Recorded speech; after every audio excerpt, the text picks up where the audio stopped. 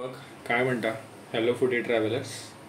तर आज मी बनवणार आहे साबुदाण्याची खिचडी.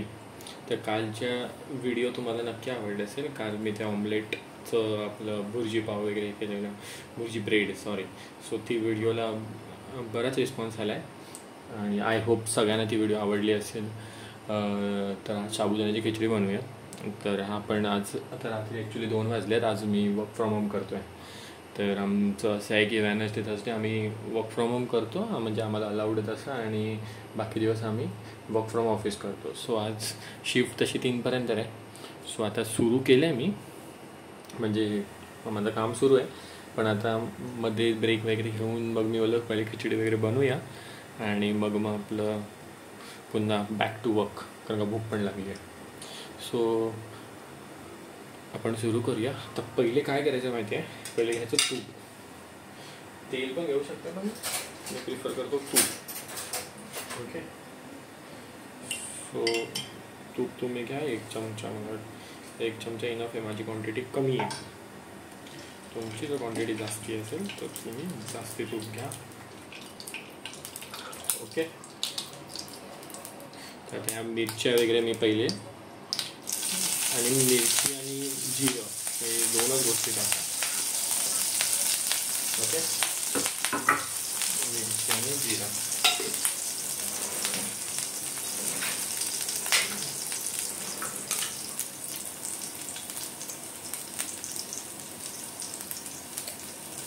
मी घेतलंय जिरा आणि मिरची टाकलं जसं बोललो मी तुम्हाला. आणि त्याच्यानंतर ना हे साबुदाणे आहेत. साबुदाणे ना 1 तास तुम्ही भिजवून ठेवायचे आणि त्याच्यानंतर त्याच्याला पाणी काढून टाका. आता मी याच्यामध्ये ही साखर टाकली आहे आणि मीठ आणि इथेच टाकतो. तर हे मीठ थोडंसं अजून घेऊया.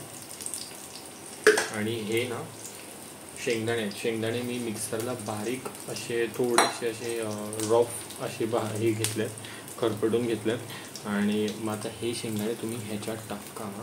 ते पहिलेच आधी मिक्स केला ना तर काय होतं माहिती आहे, ते तुम्ही ज्यावेळी करायला घेतात त्यावेळी ते चिटकत नाही एकमेकाने. बघा, आता मी असं मिक्स केलं, जास्ती नाही, थोडंसं मिक्स करा बस. आणि हे बघा, हे असं मिक्स वगैरे करायचं आणि द्यायचं टाकून.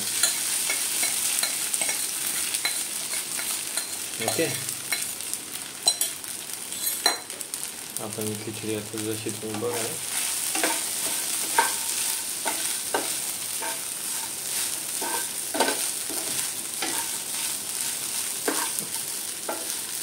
अजून तुम्हाला जर शेंगदाण्याचं कूट वगैरे टाकायचं असेल टाकू शकता, पण मला असं वाटतं एवढं इनफ आहे, एवढं काय गरज नाही.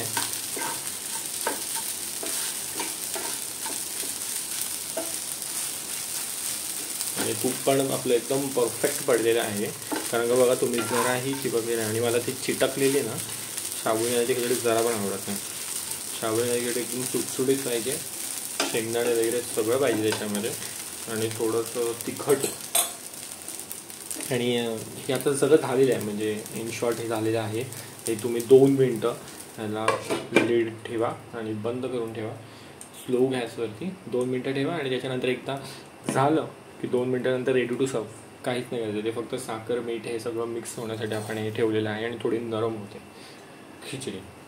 सो आपल्या आता ही खिचडी तयार झाली आहे. आणि माझे तुम्ही पाठचे व्हिडिओ बघत असाल, तुम्हाला आवडत आहेत त्या व्हिडिओवर काही फीडबॅक असेल तर नक्की शेअर करा.